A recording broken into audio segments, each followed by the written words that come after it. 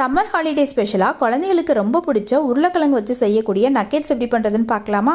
இதுக்கு ஒரு 3 உருளைக்கிழங்கு வேக வச்சு தோலெல்லாம் எடுத்துட்டு உருளைக்கிழங்கை கை வச்சே நல்லா கட்டி இல்லாமல் மசிச்சு வச்சுக்கணும். இப்போ மசிச்ச உருளைக்கிழங்கோட 2 ஸ்பூன் கோதுமை மாவு, 2 spoon cornflour, 1 spoon chilli flakes, 1 spoon அளவுக்கு இட்டாலியன் ஹெர்ப்ஸ், நம்ம பீஸா டாப்பிங்ஸ்க்கெலாம் போடுவோம்ல அதுதான்.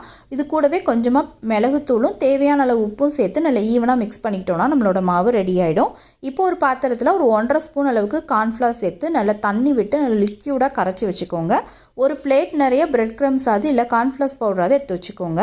இப்போ நம்ம பிசைஞ்சு வச்சுருக்க மாவில் சின்ன சின்ன உருண்டையாக எடுத்து ஒரு சிலிண்ட்ரிக்கல் ஷேப்பில் தட்டிக்கோங்க.